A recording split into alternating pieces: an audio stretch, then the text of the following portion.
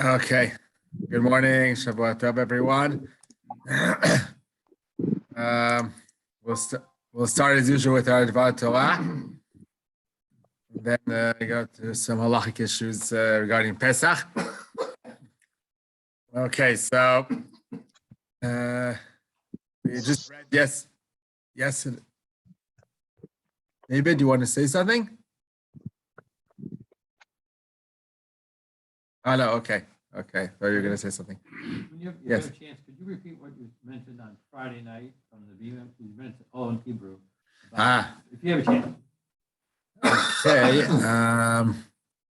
Okay, in short. Okay. I had a job on Friday night. I was invited out. I mean, I didn't never. I heard people said they liked it. Ah, yeah. Wow. Thank you. So, Thank you for that, telling me. Thank you for telling me. Yeah, I was a little afraid how people will accept it because. Rav Kanievsky ztl. You're right. So you heard all about it. Okay, good. They liked it. I said, what did he say? What did Rav say? Okay. Glad to hear. Okay, so I'll mention it, especially since you said that. So I'll mention it for those those who weren't here. Yeah, thank you. Okay, so I told someone, by the way, that I only was able to say it when I did, what I said, after being here quite a few years, because I wouldn't have the guts to say it when I was more fresh here. Yeah. Only when you're a little bit stable, so you can say such things. Okay, anyhow, about Torah, actually, this Torah itself, which I want to say, has something to do with it. So connect well to Friday night speech. Rav Yaakov Ariel, in his book Be'olah Shel Torah, on the Torah and Moadim, he discusses the dying of Nadav Avihu. They were burnt alive, actually internally and not externally. Gemara says that they were burnt from inside and their body remained whole. So Chazal speak about various different reasons why they died, why they were killed, different sins they had, different reasons. So Rav Yaakov mainly elaborates over 2 points, totally different points, and through what we said Friday night, what we spoke about Friday night, we can show some type of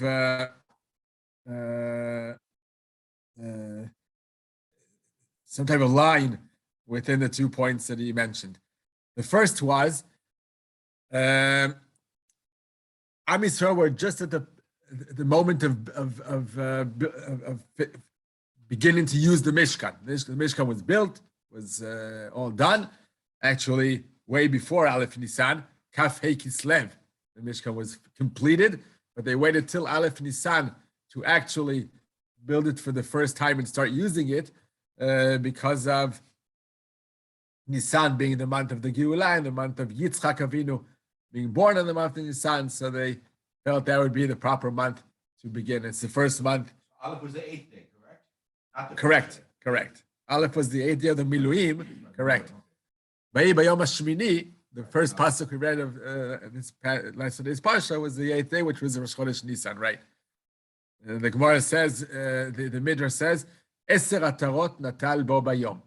10 crowns were on that day. We received that day. And we gave it to our choice. I think it was exactly a year ago your daughter got engaged. Correct. Wow. You remember that well. Right, exactly. Exactly. Because her name is her name is Ateret, so it fits very well. Right? That's how I get that Torah. Right. Yeah. So Hashem was afraid that when they have the Mishkan, people may feel secure with their spiritual situation when there's the Mishkan available to them.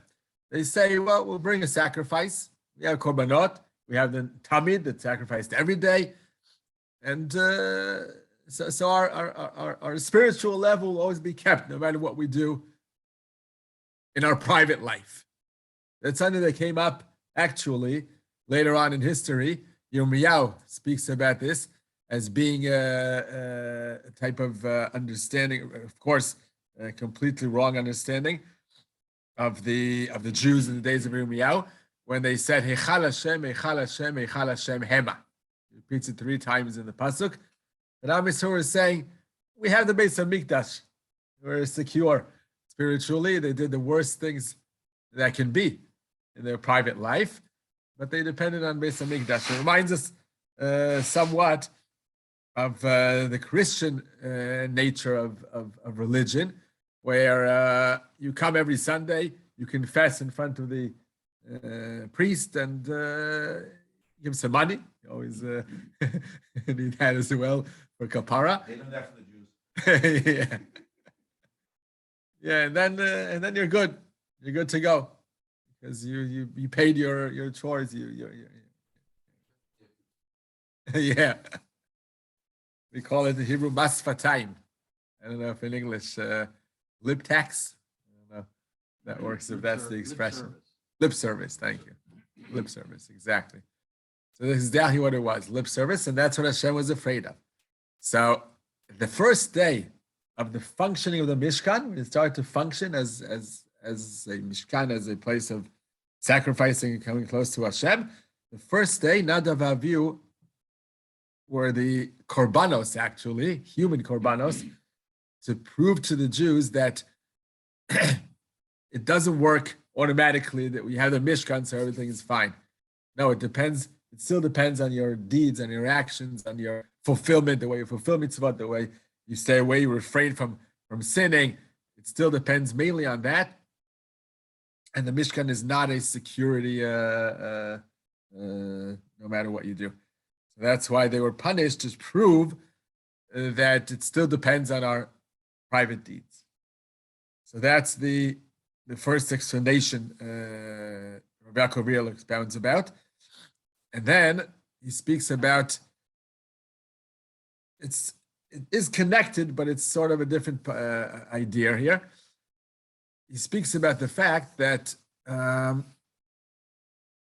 main issue that, well, actually, it's a supplement to the previous idea, to say that the main issue that they were punished for was not keeping halacha. It was the fact that they were eager to worship Hashem. They were, first of all, they were personally a very high level. As Moshe Rabbeinu says to Aaron, after it happens to them, he says to their father, I was sure it's going to be either you or me who would be taken that day to sanctify Hashem. That Hashem does Kiddush Hashem by taking away his loved ones, dafka to show, to prove that he's in control of this world. He controls everything, and that nothing goes away without notice. So even the loved ones, the greatest, Dole Ador, if they do something, a drop wrong, they're punished. As Kol Sheken says, Rashi quotes this Chazal, Kol Sheken shoseh din bareshayim. Those who are actually wicked and do bad, then Hashem will definitely punish them very severely. So that sanctifies Hashem's name, proves to everyone that Hashem supervises over everything and is always noticing anything that people do and rewarding or punishing for their deeds. So the main point here was that even though Nadav Avihu were very holy, very high level, because Moshe says to Aaron, and now I see that they are greater than us. They were chosen to prove to the world, to the Jews, that Hashem is in control of everything and Hashem doesn't ignore or doesn't overlook anything that we do. So they were chosen to teach us that. They're greater than me and you. Now, if that Moshe Rabbeinu, he's not saying it just to make Aaron feel better. It's not lip service, exactly. It's real. Moshe emes, v'taraso emes. He doesn't say things that are ki'ilu, that as if it's true. It's very true. So Aaron vayidom Aaron, when he hears such a nechama, you get such a nichum avelim from Moshe Rabbeinu to say that they were greater than me and you, Moshe and Aaron, that means a lot. So, but what was their mistake?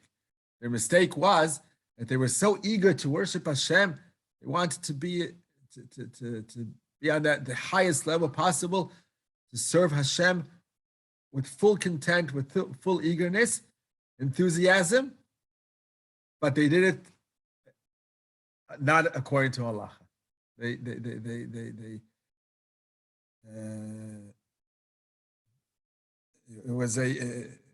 They went in a direction that wasn't approved by the Torah to serve Hashem in the way they did. Now, what was their deviation from halacha? Many different explanations in Chazal. Did they come in drunk? Did they teach halacha in front of their rabbi? Did they bring a fire that they weren't meant to bring? All kinds of reasons. What stood behind their mistake. But in general, the idea is that we must follow halacha no matter what. Even if we're very, very eager to worship Hashem, halacha has to be the way to do it, not to deviate even a drop from what Hashem commands us. So these two ideas, and here I'm connecting to what I spoke about Friday night. These two ideas, Rav Kanievsky was mentioning in his essay on the Parsha. Actually, they teach us. They speak about two different types of hashkafa, of ways of thinking. On one hand, those who depend on Beis HaMikdash, depend on the holy person, the tzaddik of the generation, and that's their way to connect to Hashem, and they don't care at all what they do. They don't care at all for halacha or for behaving properly. All they depend on is on an individual, a tzaddik, that if they feel if they're connected to him, they're fine, they're protected. On the other hand, the second direction Rav Kanievsky spoke about is the fact that people who are definitely working very hard themselves personally to connect to Hashem, they're not depending on others. Nadav, Avihu, Gdolei Ador, they were on their own. They worked on their personality and on their deeds and on their actions to be as high as level as possible. But yet, they're making up a way to worship Hashem. They made up the way and not listened, weren't coherent with exactly what Hashem commanded. So, I spoke about Friday night about the fact that there's a division of somewhat between, I didn't say it explicitly, but I'll say it now, the Haredi Hashkafa and the Dati Leumi world. From the Haredi point of view, they're very much connected. I'm not saying Chas v'Chalila that they lack the details, halachic details within their life of keeping halachic details, but their focus, very strong focus by them, is the connection to Gdolei Ador, connection to Talmidei Chachamim, the rabbis who lead the way.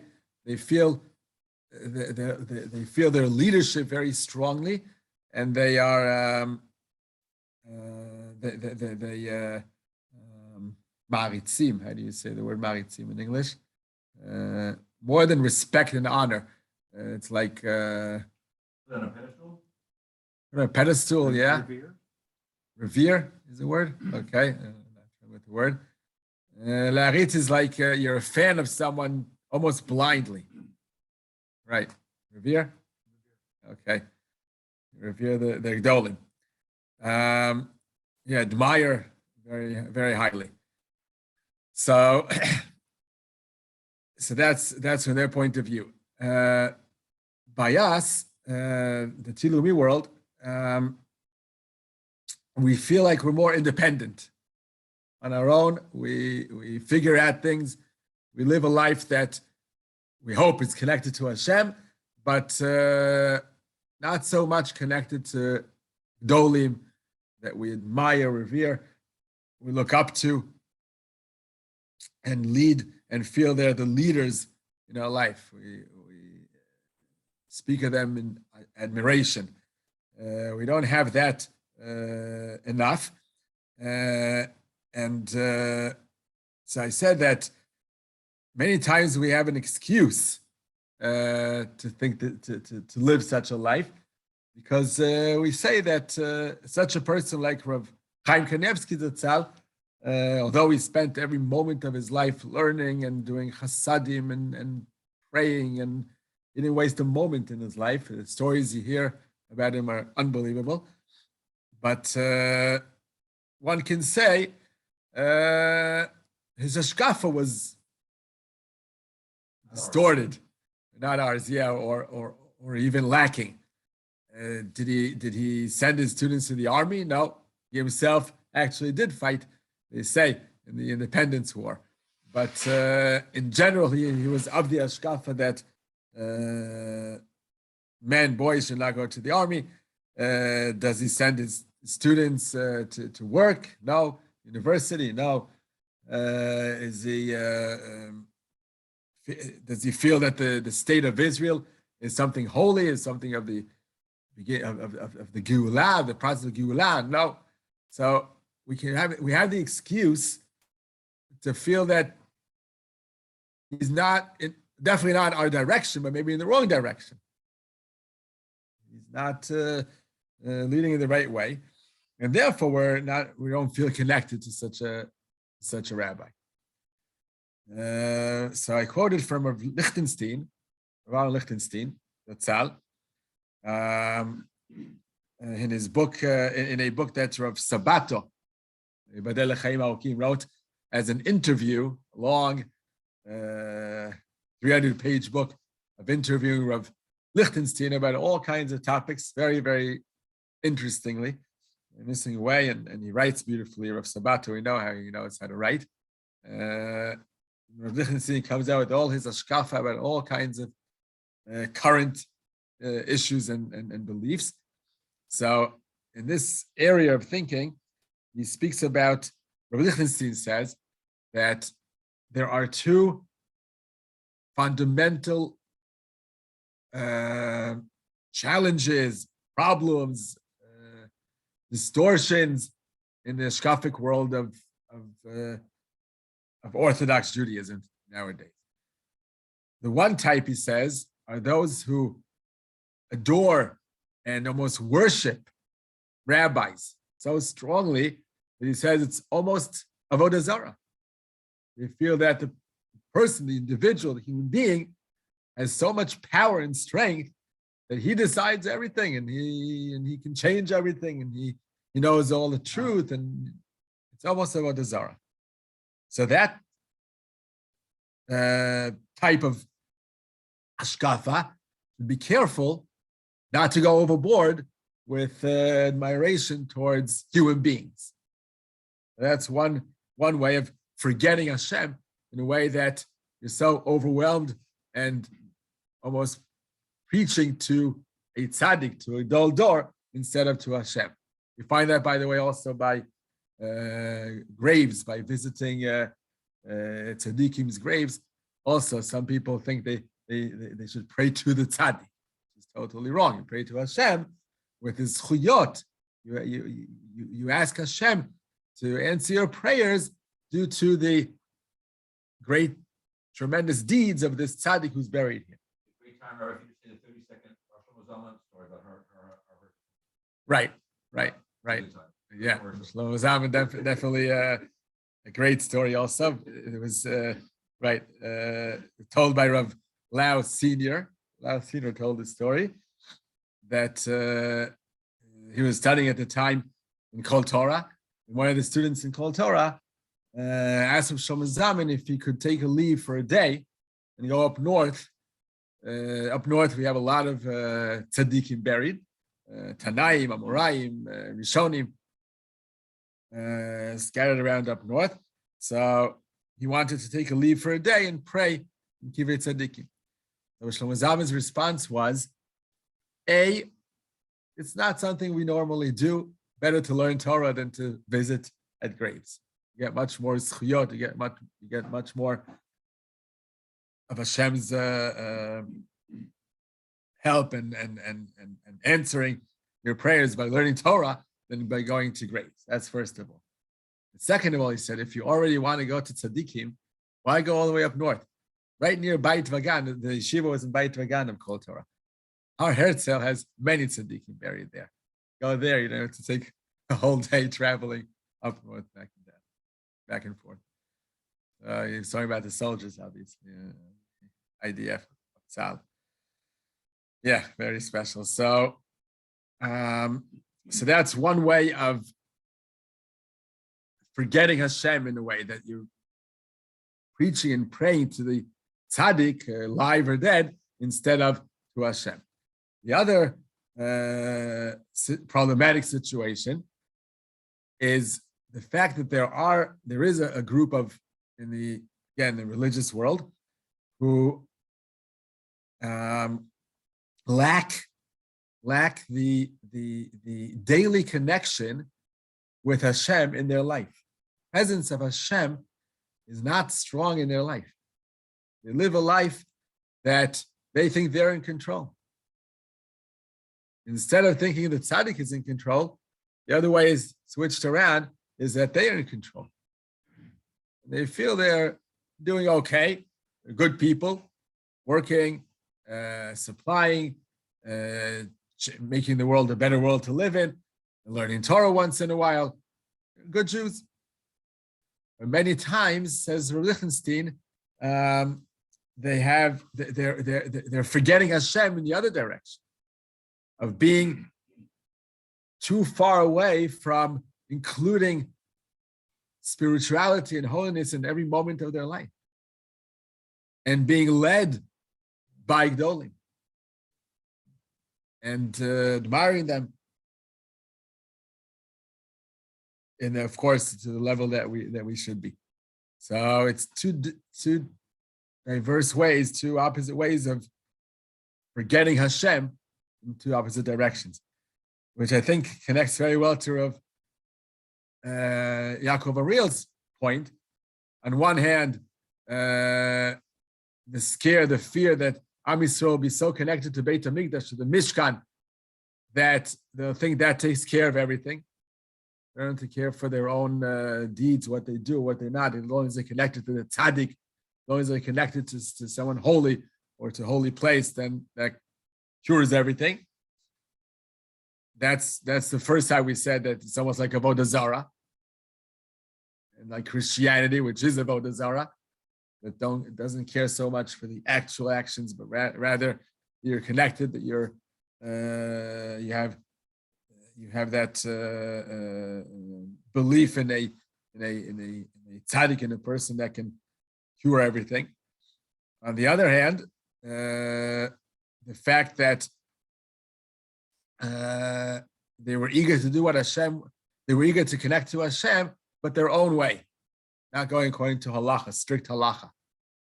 That's a little bit like the other side, where in general we believe in Hashem, but we're not careful of every action we do that should be according to halacha. We're not connected to Torah and mitzvos every moment, and listening to the directions of Gedolei Ador, of rabbis, and having them instilled in our life. Rather, we do things our own way. So this is the point. And I also mentioned last thing as a story that in a different levaya of Jano Koshitsky and Lila Gittler's mother's levaya, I bumped into Rav Rimon at the levaya, and I remarked him that I enjoyed reading his eulogy over Rav Kanievsky ztl. He wrote a few lines of his own about the person and personality that he was. And he mentioned in his short essay that he used to come to him with every book he came out with. Rav Rimon himself, when he published a book, he used to come to Rav Kanievsky to show him the book, to hand him one. And Rav Kanievsky always was impressed and said, keep on writing, you're doing a great job, and it's very clear, and he gave him a lot of encouragement. So Rav Rimon told me that he purposely added this story about within his eulogy of Rav Kanievsky to show those who weren't connected to Rav Kanievsky and don't feel the great loss of such an individual. He wrote especially put that in to show that Rav Rimon, who the Tzilumi world definitely respects as a great rabbi, and he's one of us. He went to the army. He's in Machon Lev.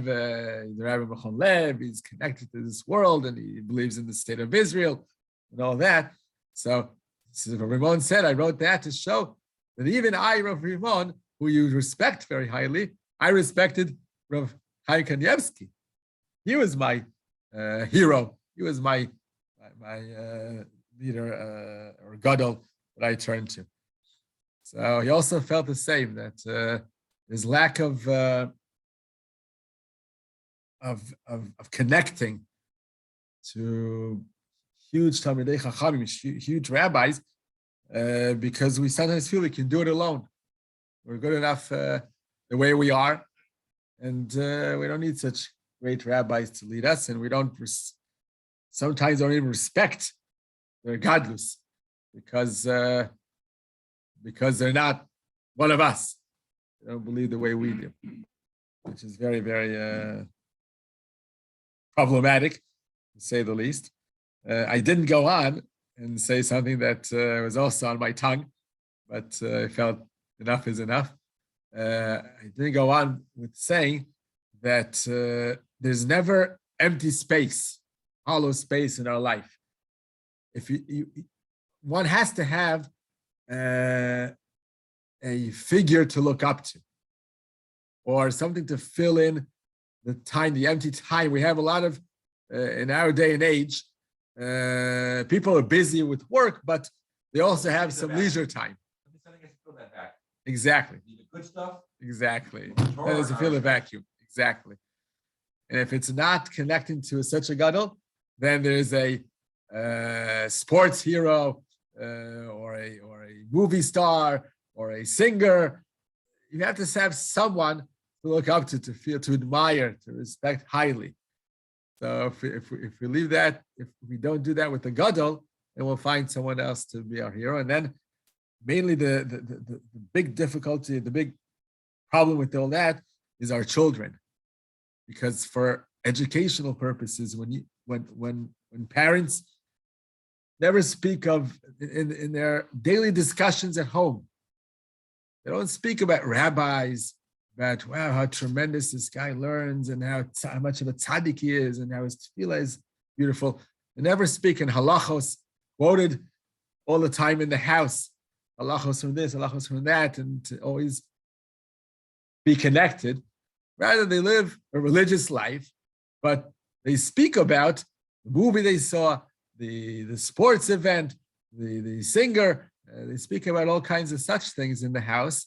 So the kids, that's what they get. The notion is that that's what's important to the parents. That's what fills their day up, besides the work and all that, which is something that could really, really downgrade the connection of the children to religion, to spirituality. That's something that's very disturbing and important to understand.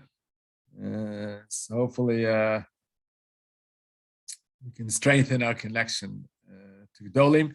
We're not afraid from our type of hashkafa. We're not afraid to go overboard and think that's avodah zarah and think that the gadol is the one that does everything for us. We're so far from that problem that better to go in that direction and not be afraid of that happening to us.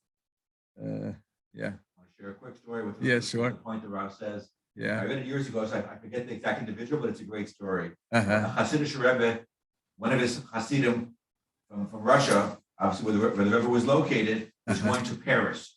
He had to go on a business trip. Paris? Yeah. Paris is really a hustle city. Very, Materialistic. Yeah, that's as dangerous as you can be. Uh-huh.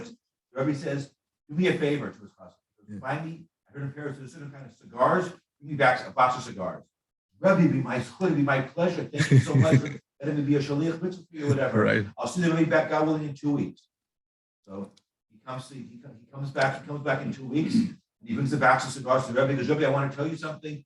I forgot all about buying the cigars that the Rebbe asked me. Yeah. But when I came back, I found somebody that sells to all the rich people, and I had to pay triple the price for this box of cigars. Wow. I would have paid in Paris, but for you wanted, I'm happy to do it. Here's your box of cigars. Yeah. And he goes, dummy, you think I want cigars from Paris? When you were in Paris, I wanted you to be thinking about me. Uh-huh. I wanted you to have that kesher with me. For me to be in your mind, for you to say, oh, look, for the Rebbe. So now that you forgot.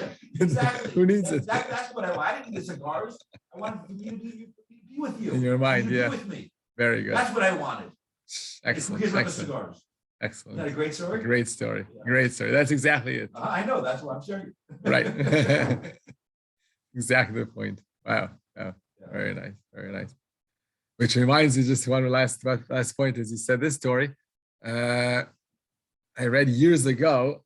I actually repeated it this year in the Purim Surah, years ago from Rav Eliakim Levanon, the Rav who's the chief rabbi. He was Shiva of Elon Moreh. He's like the chief rabbi of or the head rabbi of Nadav and Shomron. Consider that he was. He stepped down recently from that position, but that's who he was. Anyway, he wrote a book, Hayal Tarog, on Megillas Esther. And there he asked the question, how come Mordechai ordered Esther to be so secretive and never expose that she's a Jew?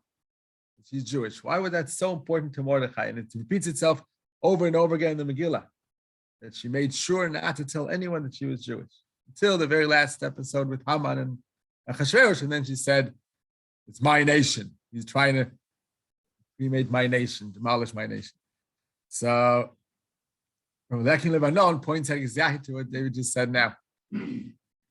Mordechai knew that as Esther will enter the palace of Achashverosh and become his wife, she will have very scarce, very tiny connection to Judaism, because she'll be involved in a very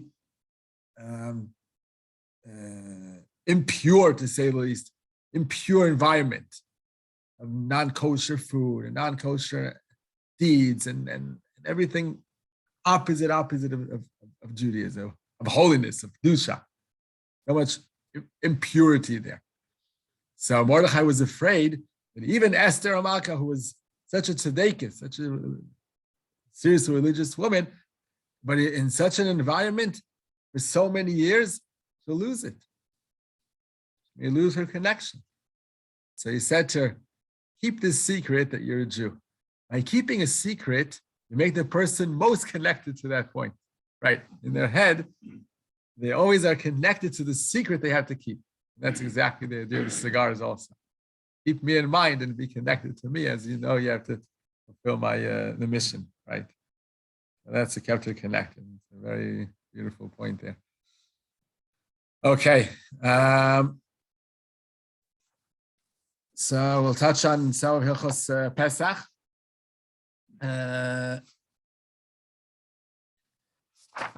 So I'll mention a few things about Bedikat Chametz and Mechirat Chametz and Bitul Chametz before the actual halachos of the Seder and things of that sort. By the way, we'll have Shir one more time next week. Beginning of Nisan. And then we'll go off for maybe 3 weeks of vacation as we go into last week before Pesach and Pesach itself. Actually, I think Isru Chag of the end of Pesach is Shabbos. think the Shvi Pesach is on a Friday. On Shabbos. The following Sunday, we'll still have vacation. We'll still be out. Yeah. And then the week after, we'll resume our learning. Zat Hashem. Okay, so about Bedikat Chametz. Shlomo Zalman discusses this. I may have mentioned it in previous years, but it's always good to refresh our minds once a year. In our days, it's hard to understand the point of Bedikat Chametz because we do so much cleaning before Pesach. Everything is speckless clean, the dust included, or mostly the dust. Very little chametz cleaning that we really have to do seriously. The kitchen is important, but the rest of the house is mainly dust. Anyway, we clean things thoroughly before Pesach, clean the house thoroughly. What's the point of Bedikat Chametz? What should we be looking for? Where should we be looking for it? How seriously should it be done? So Shlomo Zalman came up with this idea that true that any place that a person was careful of cleaning before Pesach, so it becomes makom shemuchzak shein bo chametz. It's now clean of chametz. You're sure there's no chametz there. You clean it thoroughly.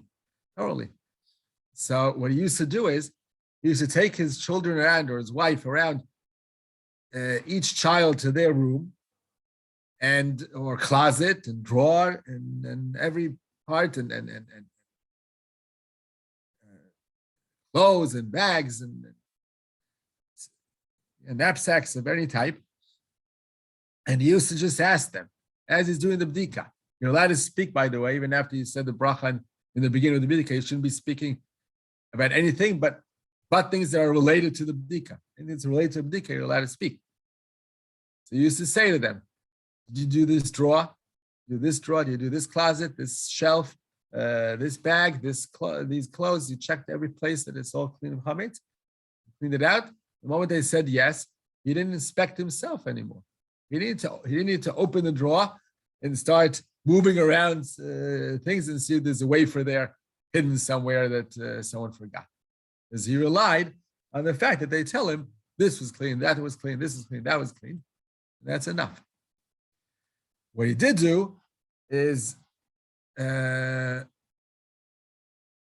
that are somewhat hidden, like under a bed, like under the closet, like under the table, corners of the room, places of that sort.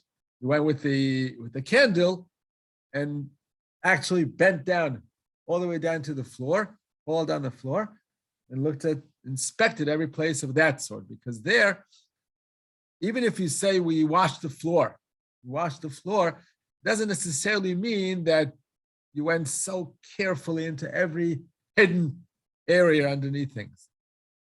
That's where he inspected himself. That's where he did the Bedikat himself.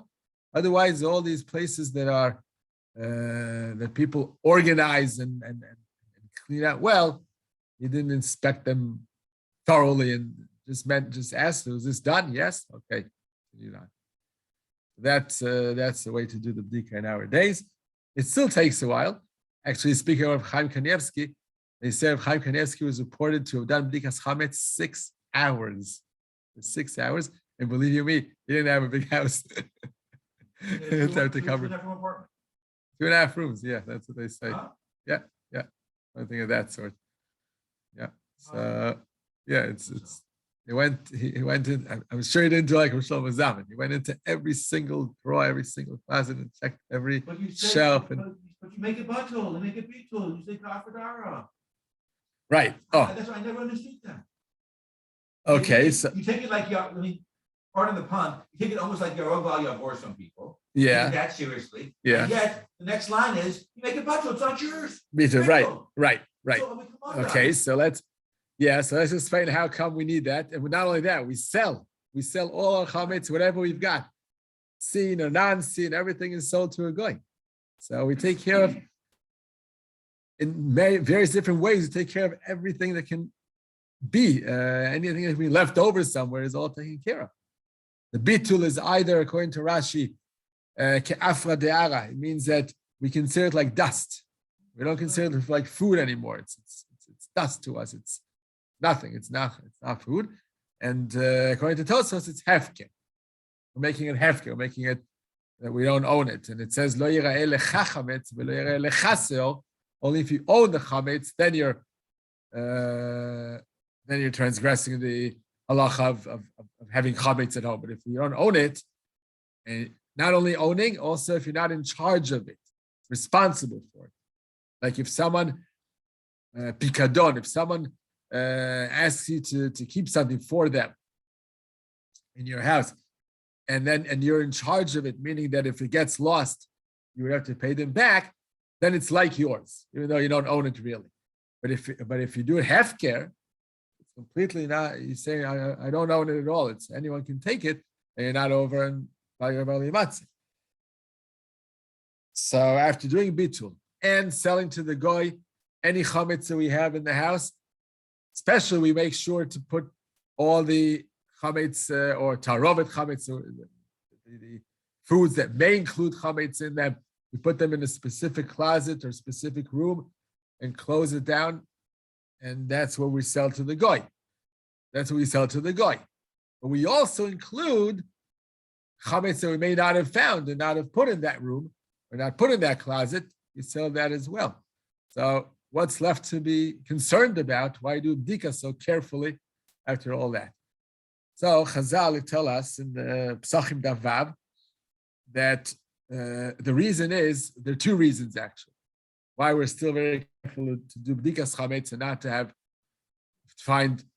have surprises during a Pesach and find some wafers somewhere wrapped and delicious. The first reason is Shema is imtzag luska yefeifiya v'yochlena. Person may fall upon chametz during the week of Pesach, and even though he did bitul and mechira, so it's not theirs and they don't own it and they're not transgressing the Isra Matzeh, but by mistake they may put them out. They found a delicious looking cookie, they found a delicious looking wafer, they found a delicious whatever chametz product, some crackers. Right. And by mistake, in the closet in the book. Yeah. Right. I understand. Yeah. No. I mean, maybe 2,000-3,000 years ago things were different, but today. Yeah, but I can tell you, sometimes people, kids mainly, they put things in the drawer, they put things in the closet, or sometimes they leave it in the pocket of their clothes, their jacket, and it's fine. It's not something disgusting. It's not something you wouldn't want to eat. And why here we're more concerned of that happening to us than, let's say, non-kosher food that's in the house? If there should be, there shouldn't be, but if there is non-kosher food, we're not afraid of people eating it, because the Gemara says chametz we're used to eating all year round. It's something you're used to eating all year round. So you may forget that it's Pesach these 7 days, and you may eat it by mistake. Yeah, these are. But then everything was homemade food then. Everything is commercial. So you know when something is chametz and not when it's commercial. No, you know it's chametz. You know it's chametz, but you forget for a second because you're so used to eating wafers and crackers and cakes and cookies. So you just take a bite by mistake. I would argue differently.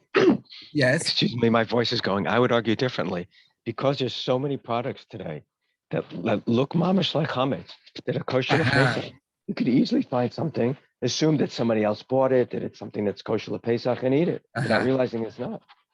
Good. That's a good point too.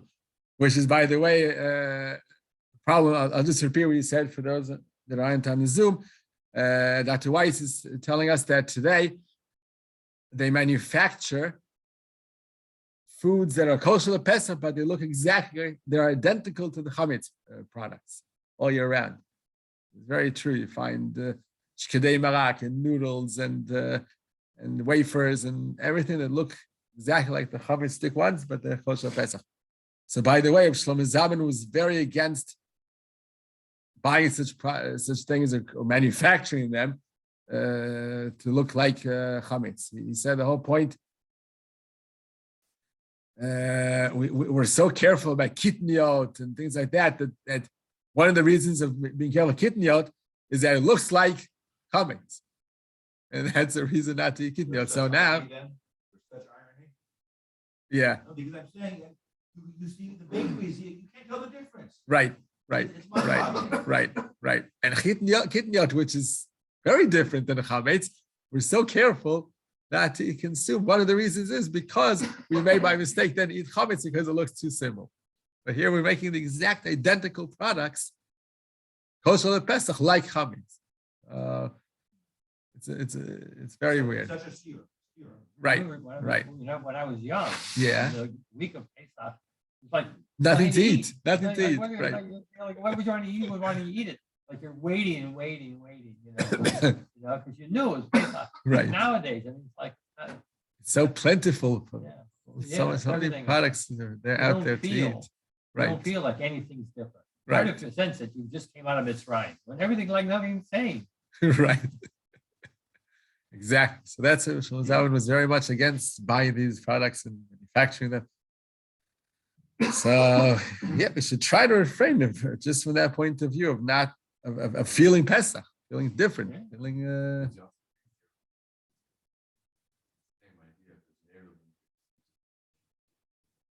don't even think that you're carrying, yeah.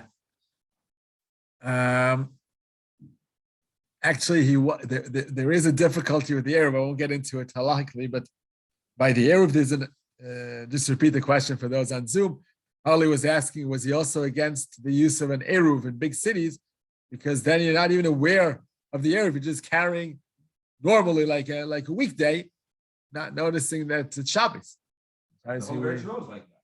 What? The whole Eretz Yisrael is like Right. that. Most of Medinas Israel has an Eruv, right? Yeah. Right, or all of us. Right. So we actually, those who were born and bred in Israel, they have no idea what it means not to carry. When they go to Chutz La'aretz, they're in trouble. I have no idea. I was on a trip to Chutz La'aretz with Yeah. religious people on Shabbos. Yeah, They couldn't. I made hints to them. Yeah. With the baby carriage. And with, yeah. we were in a Without an Eruv, a place without an Eruv? Not Antwerp. We were in another one. The big city in Belgium. There's two big cities, Brussels. Brussels for Shabbos. Yeah. They couldn't get it. Wow. And I hinted to them. Yeah. I prefer they be, So gay. amazing. Right. And the Asimon did not fall. Wow. I But then it was couldn't like, believe it. These are people that daven 3 times a day. wow. With the water bottle, with the baby carriage, and with whatever. They didn't get it. Wow. And I just felt bad, but I wasn't Yeah. gonna push the stuff. It could be a Deraita because if it's 600,000 people daily, That's probably the Rabbanan, but even so. okay, yeah, even so, it's a problem. Yeah. Of course. I just told them, this is in Israel, it's a different in the Chutzpah. It's not Yeah. a big Right. Jewish community here in Brussels. Right. They didn't get it. Wow. What's that? Brussels, you know, I don't think so. You wouldn't think that Careful, they're, Brussels. yeah, there would be an Yeah, we error. daven this one, sure. Anyway, yeah. Anyway, but Shlomo Zalman had an issue with the error, but not so much because of that. Because after all, if it's surrounded by an error and it's acceptable according to halacha, then Torah allows you to carry. You don't have to be more stringent than that. But he felt from a different reason it's problematic because there are opinions that it's enough Tzayin Amma, that the streets are wide, 8 meters wide, which is definitely most towns and most cities in Israel have that, or in the world, have the main street, very far away, being 8 meters wide. And then, according to many halachic authorities, the Eruv doesn't work. An Eruv of a string around doesn't work. You have to have an actual wall around the city for it to work as an Eruv. But that's a whole different topic. Anyway, back to Bedikat Chametz. So the first reason is that you may find, after all, a delicious-looking chametz, piece of chametz, and eat it on Pesach, not forgetting that it's Pesach. The other reason is Shema lo bitlo belev shalem. That's mainly true, not for crumbs. Crumbs, actually, the Mishnah Berurah says that if there may be some crumbs here and there, leftover crumbs in a closet or under the cushion of the couch, right, or under the fridge, or places of that sort, and there's no need to do bir chametz. There's no need to do even bitul chametz because it's batel meilav. It's already disgusting. No one eats it. No one cares for it. So it's as if it's no longer yours. It's hefker. And definitely won't. There's definitely not a problem that you may eat from it because no one eats from the floor. Crumbs from the floor. It's all disgusting. So what's that?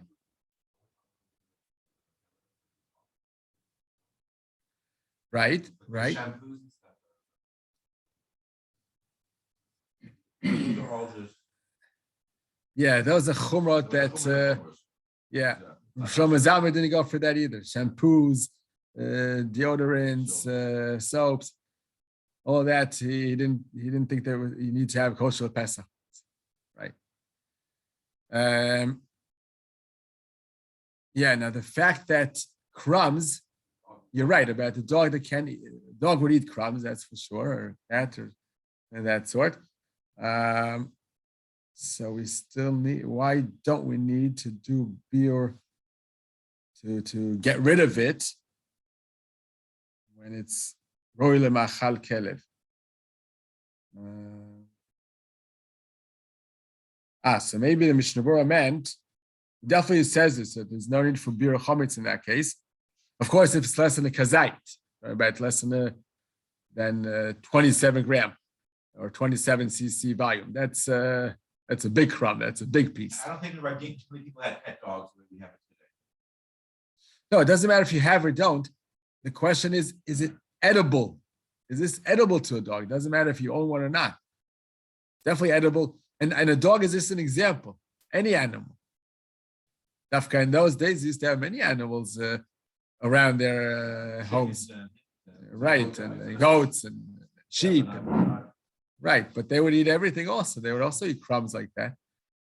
So I think Mishnah Berurah meant that the bitul is enough to do the bitul chametz is enough for the crumbs.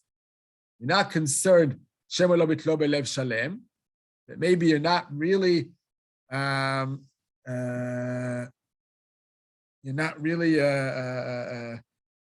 making it hefker truly. You really want to own it. It's not real. The fact that he's saying it's all hefker. But that's only true when you have human edible food that you may say, why should I make this hefker really? In your heart, you don't believe what you're saying.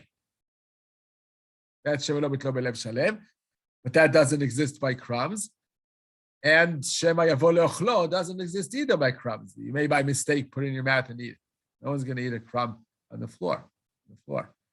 So that's what the Mishnah Berurah meant. You don't need bi'ur chametz because you did bitul. The bitul takes care of it. So that's why, even though it's edible to a dog, even though it's edible to a dog, it's not yours. You don't own it anymore because you did bitul. That's fine. There's no point in selling such a thing, selling your crumbs to the goy. He won't buy you won't buy that. Doesn't pay for that. Doesn't sell. So the sale doesn't work either. It's just the bitul. Bitul is it makes it no problem for us anymore. Even though we may have crumbs here and there. So that's why the Bedikat doesn't need to be for looking for crumbs that are completely disgusting already, not inedible in any way.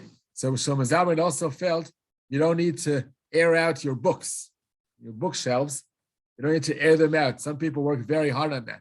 Maybe that took 6 hours for Rav Kanievsky because he has a lot of books. He had a lot of books. Right. Oh, so there's rabbis, poskim recommend that you don't do that all year round. Don't bring your books to the table as you're eating because crumbs may fall in, then you're a problem of Pesach. Shlomo Zalman felt that it's not an issue. Why?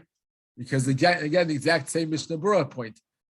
If there are some crumbs somewhere stuck in the book, no one's going to eat them. Even if he falls upon them on Pesach, he's not going to lick them and put them in their mouth.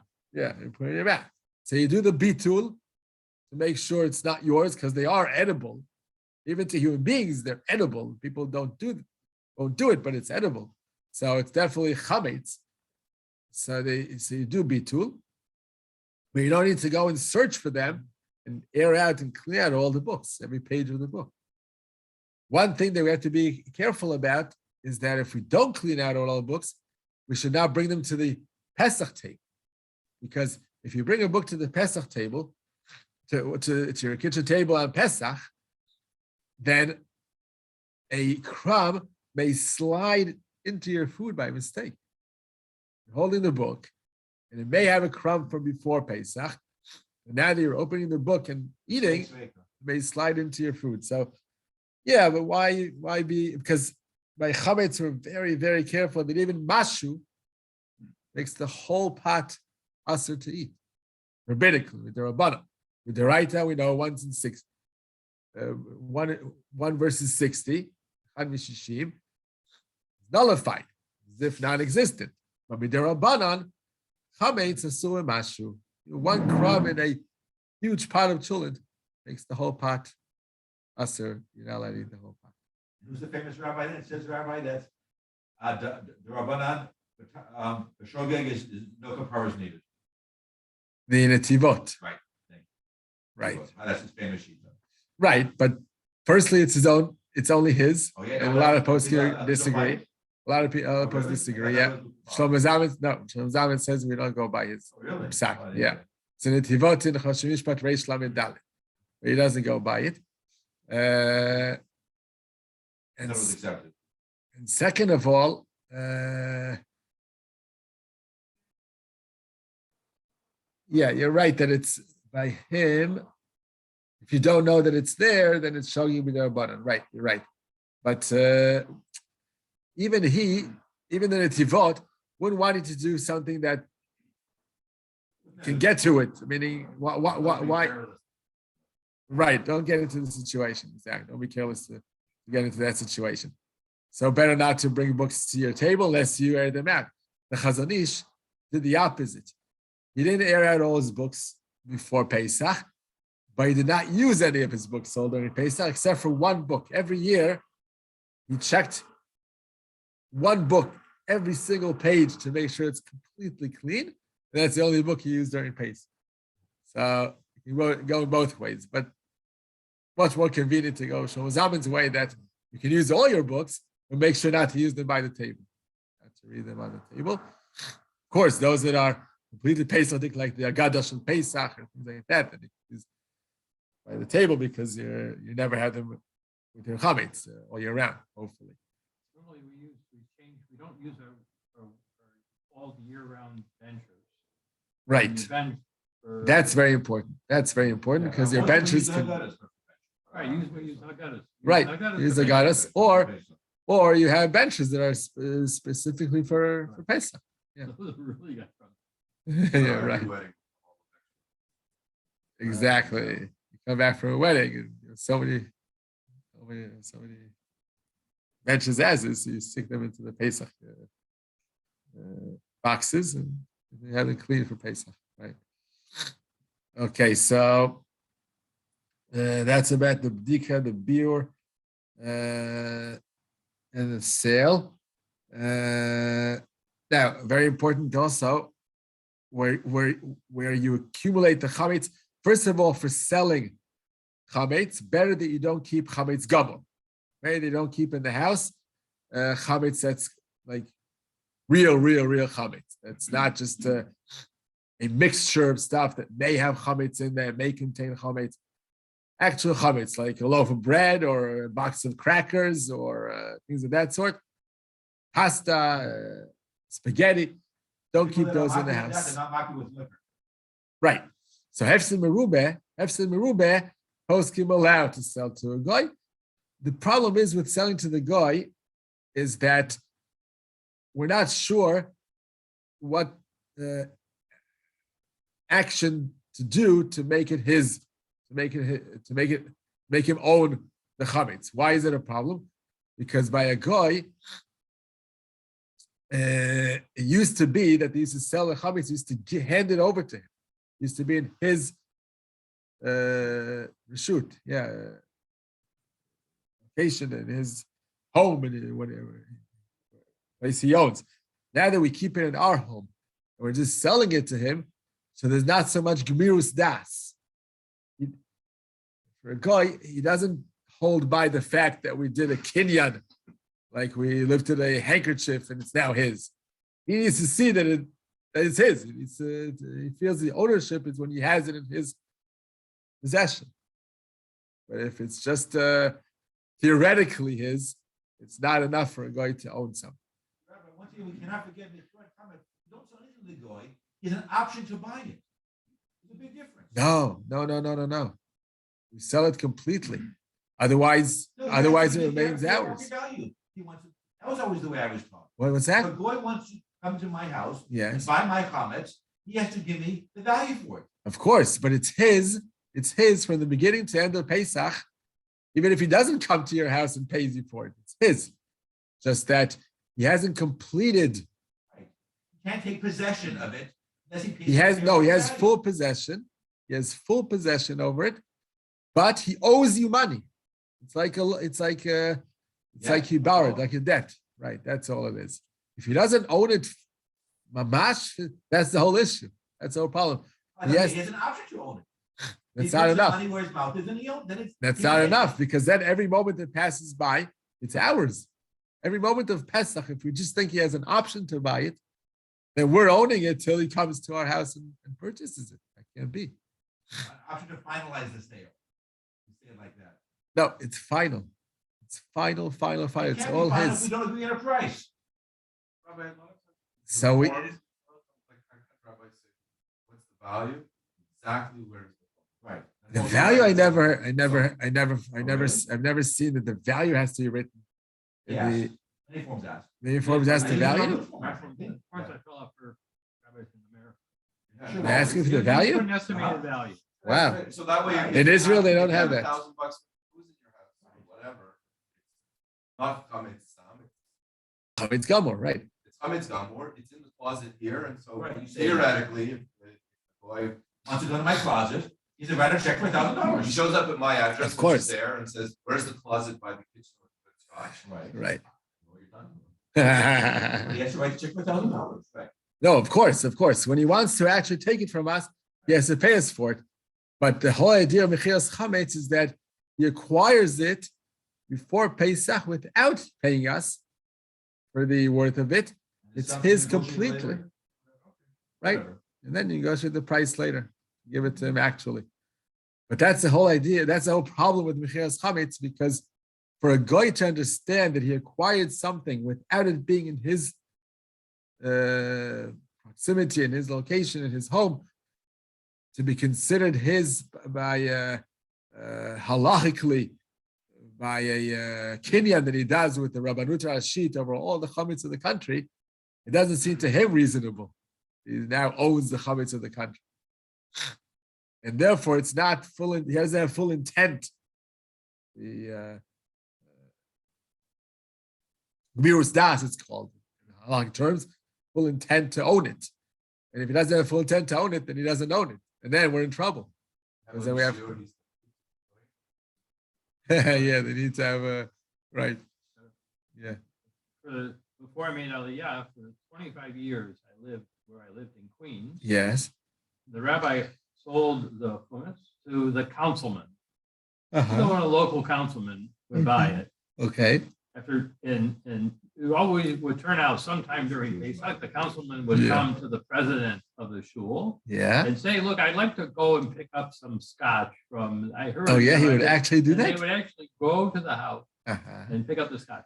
Eventually, after the year before I left, the councilman converted to Judaism. Wow. He got so connected with Wow. these people, he converted to Judaism. Through him being the guy that acquired the chametz, through that. That councilman. No, but what made him so connected to Judaism? Just the Because he idea was. that he was part of a process. Oh, He yeah? appreciated Wow, the wow. process that every year. it That's a went- special and He story. could go and Wow. he could get it, and nobody, he could go to the house and get the liquor And everybody understood that this is what the This is rule real, and that's what That it the was so real wow. that he eventually converted to Judaism. Now he uses his wife. Until she converts with along with him, right?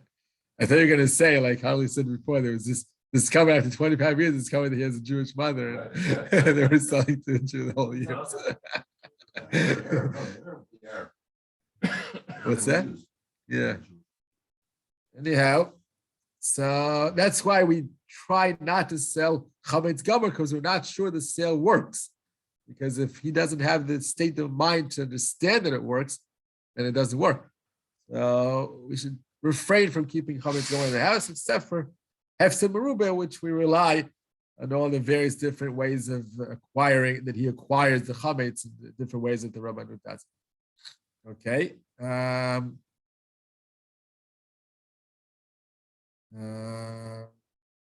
There's something that I was just asked last week, having to do with yeah. Actually, a different rabbi in town. He was asked by someone that person was leaving the house in America more than 30 days before Pesach, which was right before Purim, and not planning to come back until after Pesach. So for that, we know there's no Bedikat Chametz. You don't need to do the Bedikat. If you're leaving the house within 30 days of Pesach, you need to do Bedikat the last night of being at home without a bracha, right? That's how all the bracha yeshivas do, and the upilot, women of the girls of the upilot, they leave a week before, 2 weeks before Ben Osmanim. So the last night they're there, they do a Bedikat in the room without a bracha. Make sure there's no chametz there. Some yeshivot have like a whole crew of bachrim who come the last night before Pesach, meaning Leilu Dan, when we all do our Bedikat, and they have like shlichim, they're messengers of all the boys of the yeshiva, do Bedikas Chametz in every single room. But that's something very, a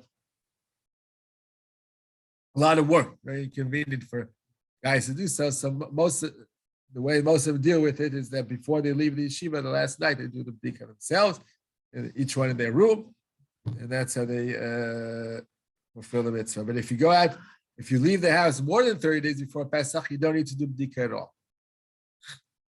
But you may have chametz there, or you purposely left chametz in the house. So, do you need to do Mechirat Chametz? Mechirat Chametz, even though you did bitul. Bitul you definitely have to do because it's yours.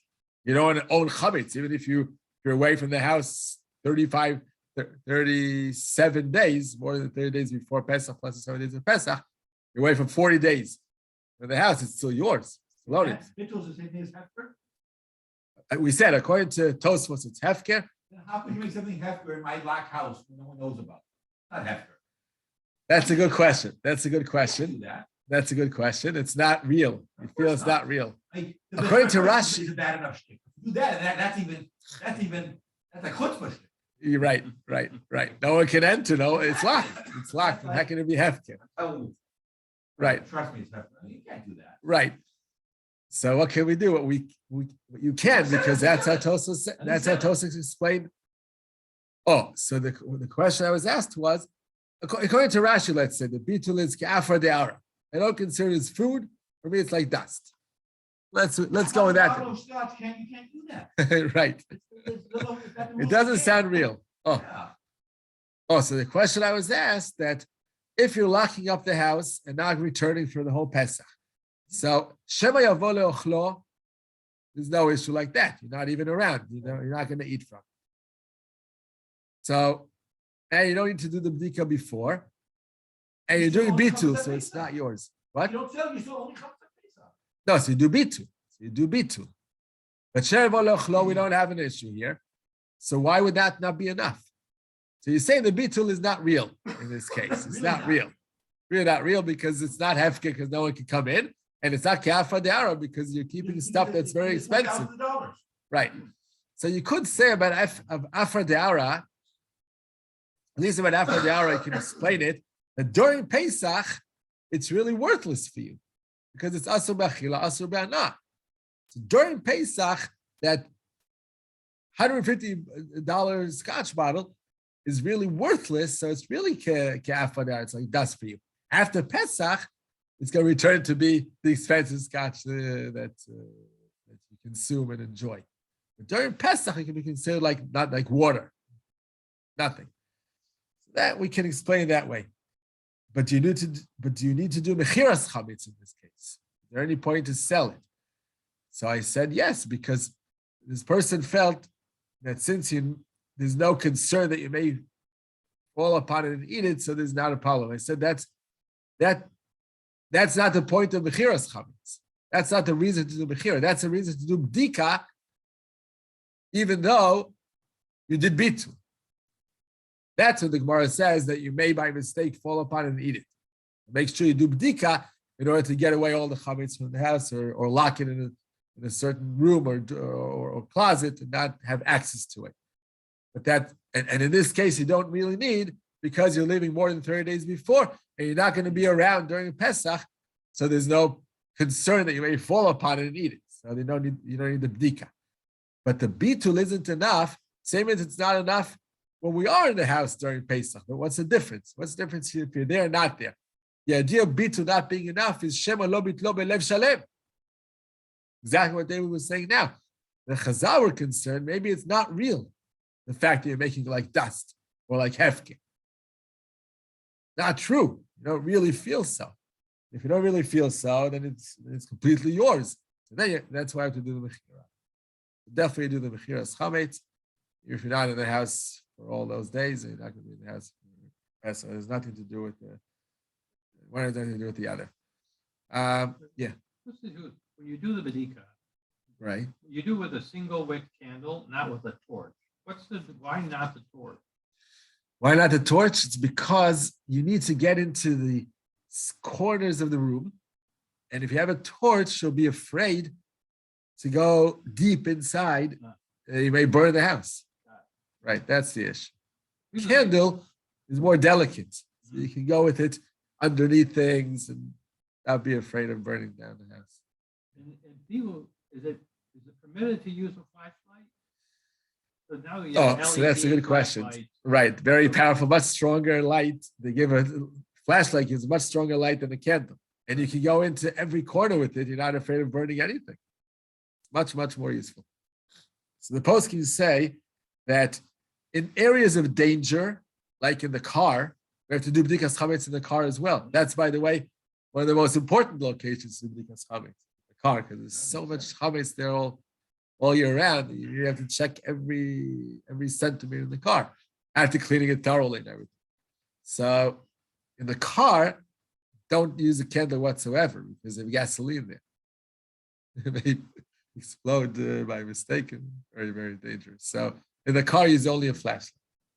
Definitely use a flashlight. And by the way, that's part of the Bedikat under the same bracha. When you finish the whole house, you go down to the car and check the car without speaking. It's a continuation of Bedikat Chametz. Shlomo Zalman comes up with the chiddush that if you forgot to do your car while you did the Bedikat of the house, in adjacent to that, and you've forgotten, and you do it a few hours later, and you've spoken about things, your hesech hadat, you don't need to do another bracha separately for the car, because he learns out from the language of the Shulchan Aruch, abodek beito tzarich levarech. So if you have a second home, or even if it's an office is like a house. You're there, you spend many hours, and it's a structure of a building. So then you need to do a separate bracha if you forgot to do it adjacent to checking your house. If you go to your office many hours later after you've completely distracted your mind from the Bedikat, you need to say a second bracha there. But when you do the car, you don't need a separate bracha, even if it's the following day. You slept the whole night and you did the following morning. You don't need to say a bracha because it's not beito, not a house. So it needs Bedikat, but it doesn't require bracha. Separate bracha for that. Anyway, so in the car, it's definitely with a flashlight. If you're checking, let's say, inside closets with clothes and things of that sort, so of course you can bring a candle inside the closet. If it's a place where, again, like we said before, people didn't clean it out or something, you need to check the floor, the bottom of the closet, that sort. Use a flashlight. All these more dangerous locations, you can use a flashlight. Why not in general just switch to a flashlight? Why use a candle bichlal? That's based on the fact that the Gemara learns out a 4 or 5 way gzera shava, from pasuk to pasuk of words, similar words, from the beginning word is bdika or chipu. Yeah, bdika. We learn from bdika to bdika is chipus, and chipus is ner, chapes et Yerushalayim banerot. There's some 3-4 way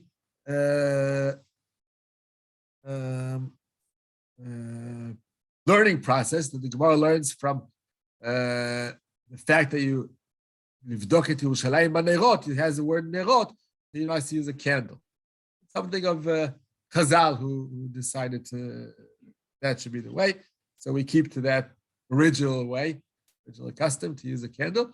Where it's too difficult, for example, outdoors. If you have a garden, backyard, outdoors, so definitely use a flashlight there, because it's a vast area, it's a large area, and if you use a candle, going every centimeter in your backyard, it won't do it. Won't do it for you. You need much stronger light and quicker to go through large areas. They use a flashlight. Shlomo Zalman also felt that when you're checking the rooms of the house, have the lights on. Why turn off the lights? The more light, the better. You want to find as much as you can. So I have the candle. It's almost meaningless. So he said it's only useful for those areas that are covered and they're shadowed from the electrical light. There, the candle will help you, like under the closet, under the table, under the bed, those areas, under the fridge. That's where you should crawl down and check as much as you can, depending on your age, to get down there and try to and look at with the candle. But really, if the light has, if the room is lit with its electrical light, then it gives you much more. You can see much better. Okay, so that's for Dika Bitul, and then we have Biur Chametz, of course. This is going to be Friday morning. Erev Pesach will be Friday, so Friday morning we burn all the chametz that we found. Of course, we put out the 10 small pieces of bread. We distribute them around the house, not the one who's checking. Someone, a different family member, would distribute 10 pieces of bread, small pieces, not kazait. It should be less than the kazait, so that if chas v'chila you lose one of them, so it shouldn't be a real bayir vali matzeh issue. Like a kazait, so you smaller piece of the kazait, and of course, put it on some type of like a piece of newspaper or a napkin or something that shouldn't, the crumbs should spread around. And even though halachically, we consider bdika as a kosher bdika, even if you don't find any chametz. The idea of the 10 pieces of bread is not that that only then was the bracha properly made because you found chametz. It's not because of that we replace the pieces of bread. It's something Kabbalistic. The Kabbalistic doesn't say in the Gemara you should spread 10 pieces of bread around the house. This is, I guess I should ask.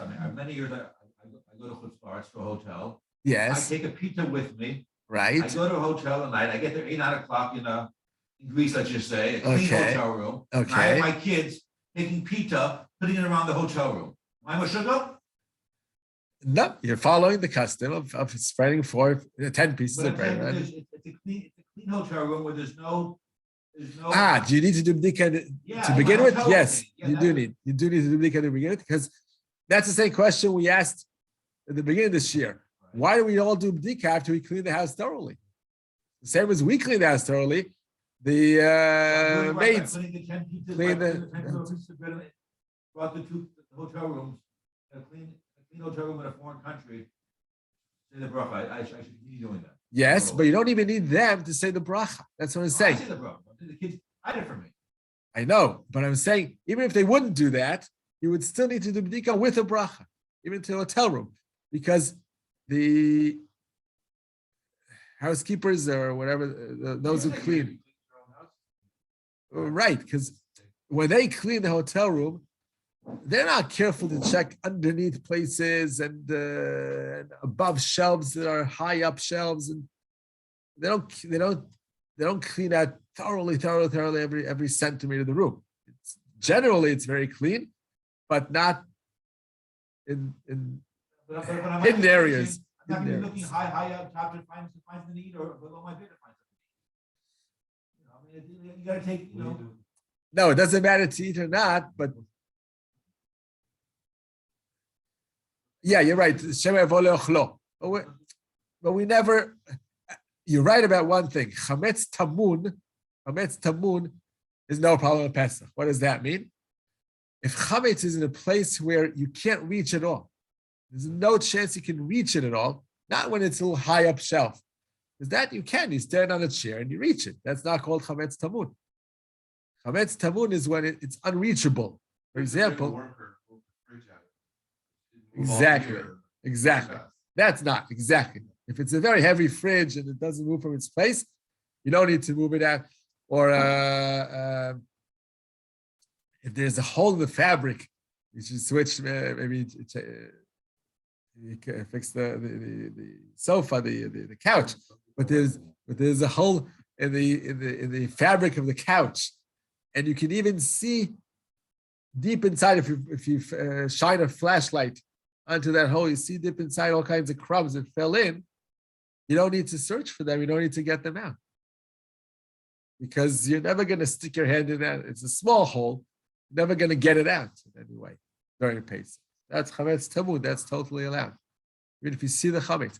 Or sometimes we have in our refrigerators or freezers, there are some locations where you have to unscrew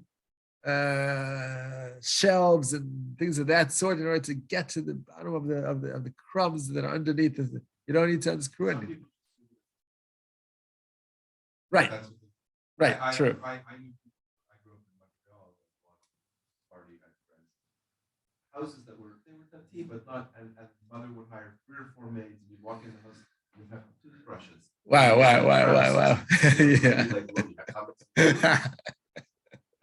Yeah. Right. It uses spring cleaning. That's true, but that's a halachic. That's psychologically what the women like doing. Yeah, right. That's Pesach. Yeah.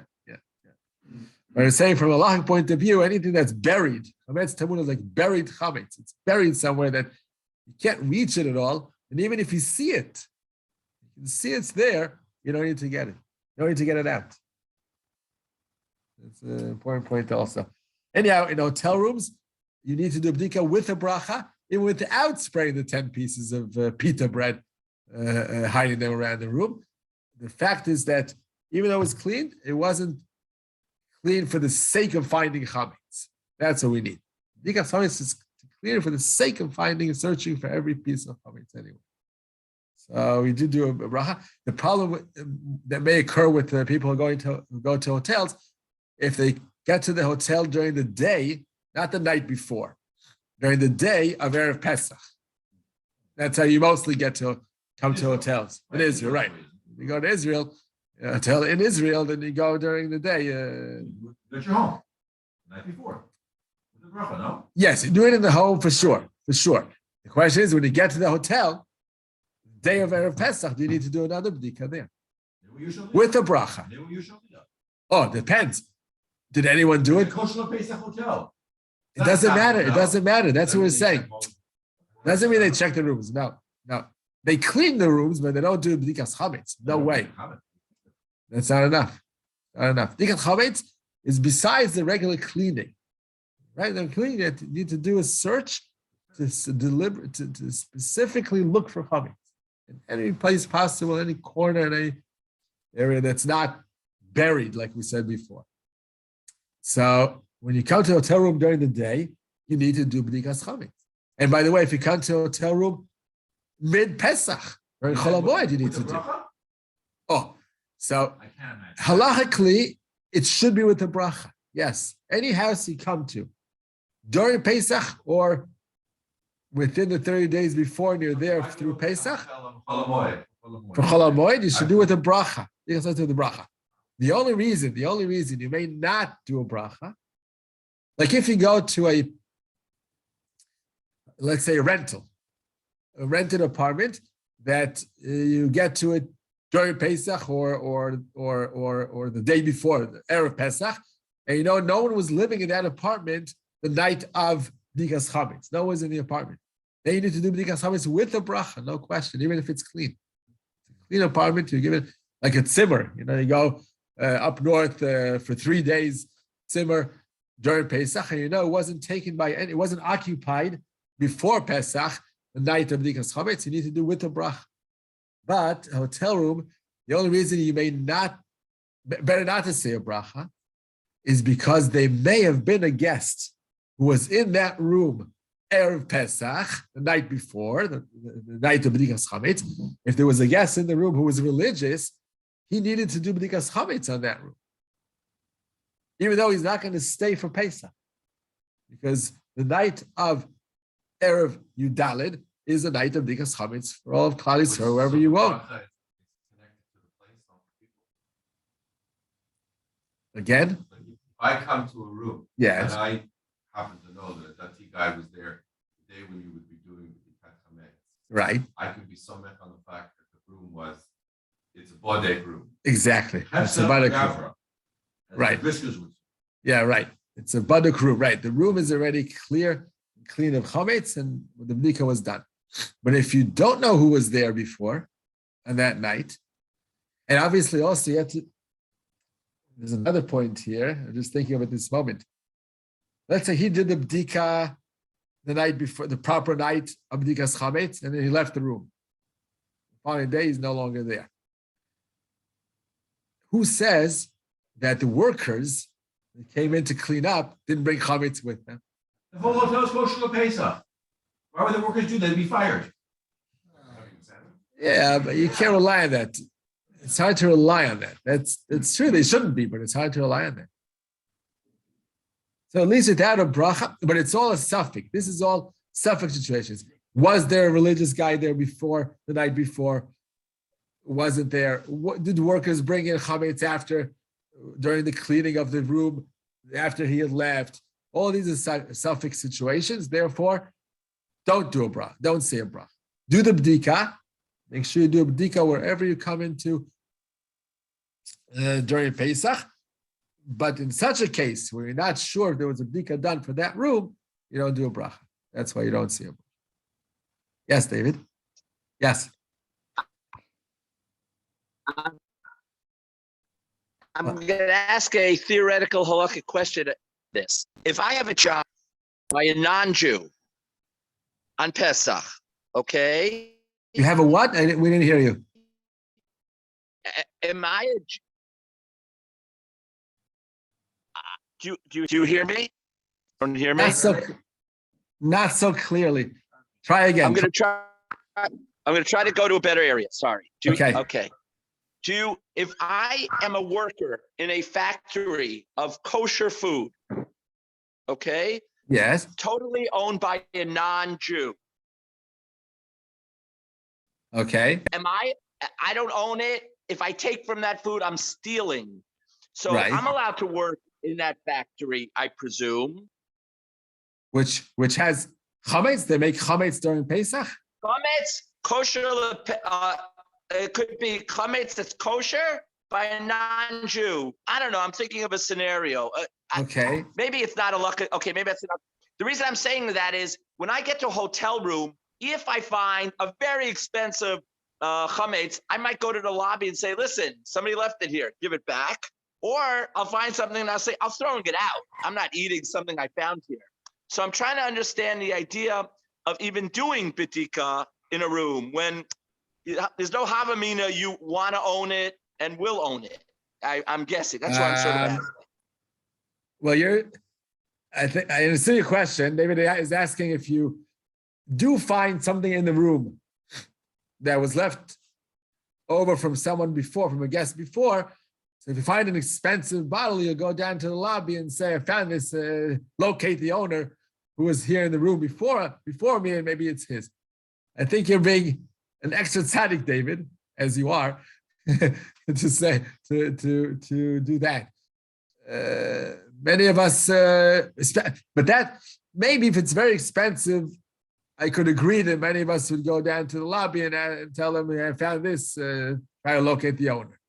But if it's just like we said before, a closed wafer, that's worthless. It's a few pennies. No one's going to go to the lobby and say, I found this in the room to locate the owner. They'll laugh at you. Throw it back in your face. What do you want? No, I accept.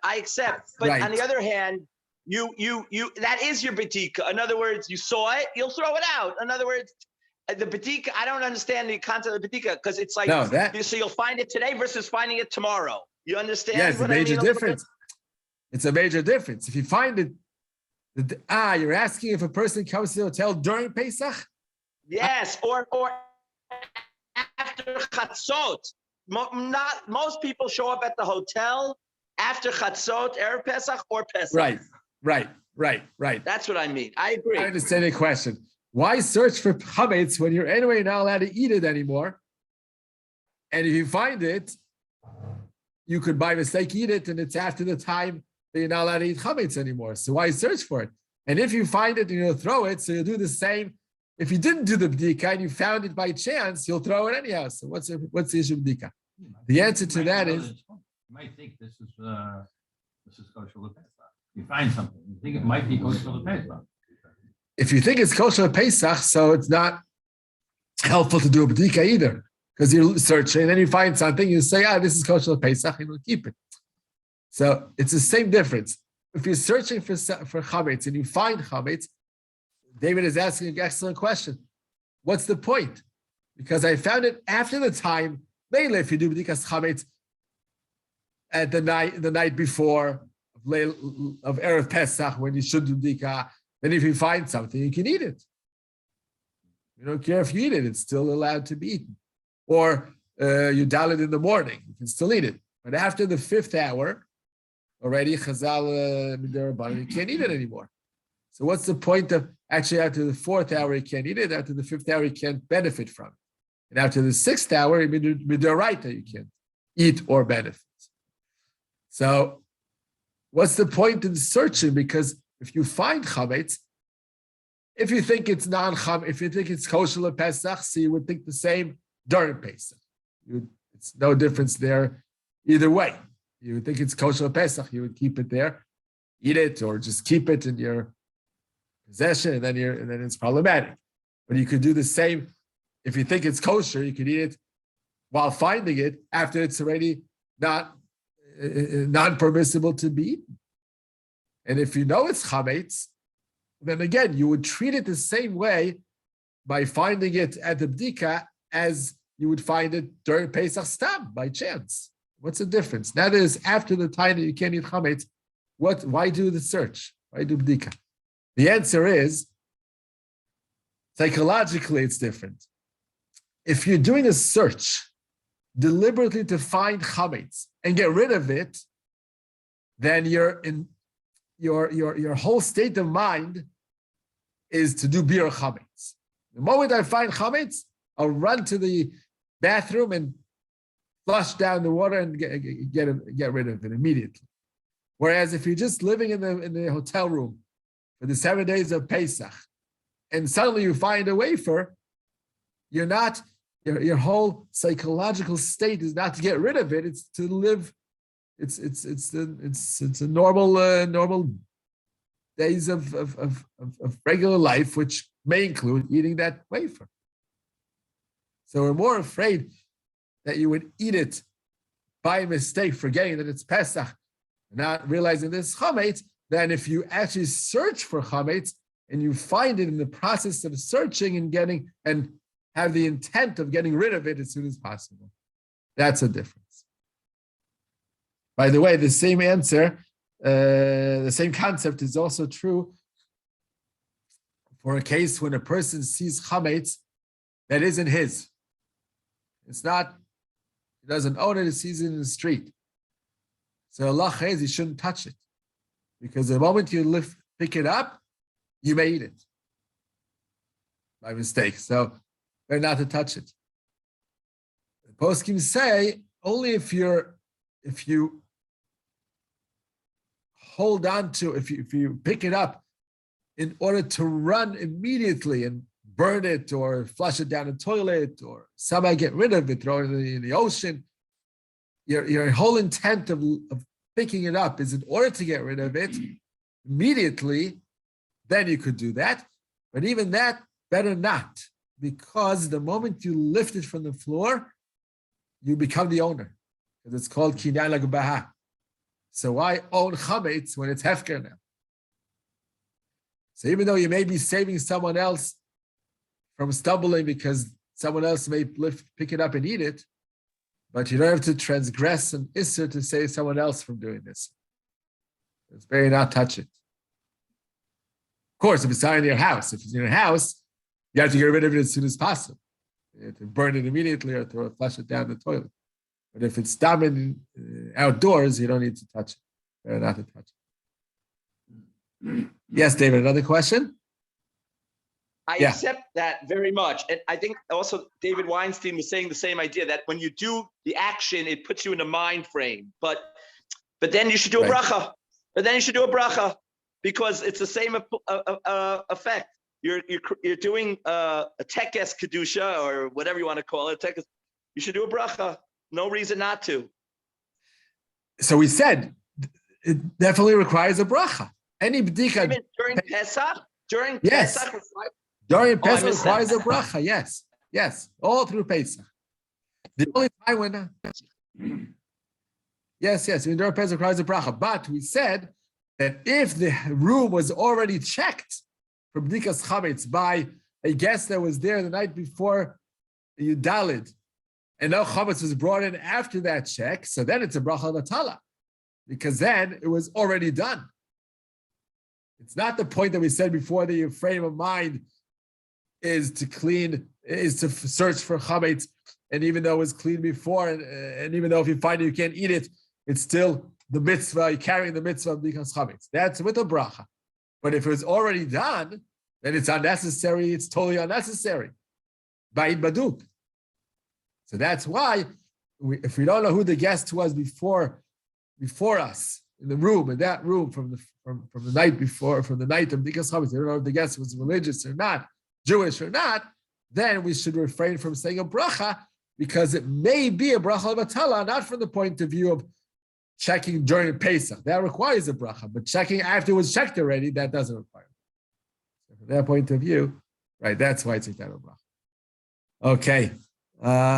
Yes, I guess we'll stop here. So next week, B'ezrat Hashem, we'll finally do Leila Seder issues. Some halachic points, of course, there are many halachic issues on Leila Seder, but we'll do as much as we can. I was going to also speak about Hagalat Kelim, but I think better yet to do Leila Seder, because in our days, right, applies to more people. Today we don't do so much, we don't kasher so much utensils and things we buy. We have our Pesach dishes and cutlery and everything separate in pots and pans. The only things that, and also we try not to use our all year round oven.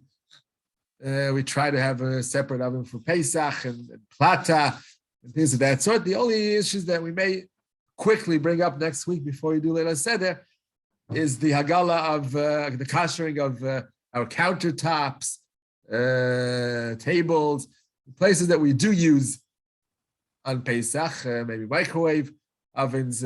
Some people want to use them for Pesach. the urn, they may want to use in Pesach. Things of that sort that people don't buy new. Why would you Separate conquer an from urn with 100% water? I don't know one person who Right. would put anything else beside their urn beside water. Why would Right. they be on the list? I know. I agree. I agree. In my life, I'm only 54 years old. I don't know one person ever put There are anything- two reasons the post discuss. One is the fact that some people warm up a pita or cake or challah on the surface, on the top of the urn, on the cover of the urn. Some people's place. I know in yeshivas they do that a lot. Maybe not in private homes, but some people do warm up chametz on the. Maybe that one You used to piece do that. doesn't have to kosher. Maybe that one piece. The cover. Yeah, the cover. That's not the But urn. then- But then you've got a whole issue that's called ze'ah. The fact that the steam, when the water is boiling hot, there's steam in the urn, right? Yeah. The steam goes up, touches the bottom surface of the cover of the urn, which on top of it, But you Is the you pita, ripped it off and then it gets the whole thing Yeah. chametz. Oh, it's clean. Come on. With a straight face? I mean, No, it's yeah. clean, but it absorbs the taste. That's what we call bliya. Bliya is always clean. Bliya is always clean, but it absorbs the taste. Of... I've had coffee for a year. I've never tasted it. You'll never taste milchig and fleshig stuff, even if it was cooked 5 minutes before. You won't taste the milchig taste absorbed by the porridge that you made in a certain pot. You'll never taste it if you make a soup, fleshig soup, 2 minutes after you cleaned out the pot. You'll never taste it. But it's something where you believe is there. It's a munah. It's not. It may not be real. So that's one point. And the other, some posts can say that it could have been a crumb or two that had fallen into the urn before you boiled the water. Yeah. Last time I checked my siddur at 13 things of Muna. That wasn't number 14. It's one of the principles of Huna. Yeah. But it's very easy to do kashing for the earth, so why not do it anyhow? You clean it thoroughly, you boil up water for one time, empty when it's totally clean, and you've kashed it. It's very easy to do, so why not do it? But baking, things like baking soda, baking powder Yeah. are leavening agents. Okay, right. So when you clean out your urn, you put in baking soda to clean Ah, the To calcium. clean it out. No, you put Yeah. in that lemon seed.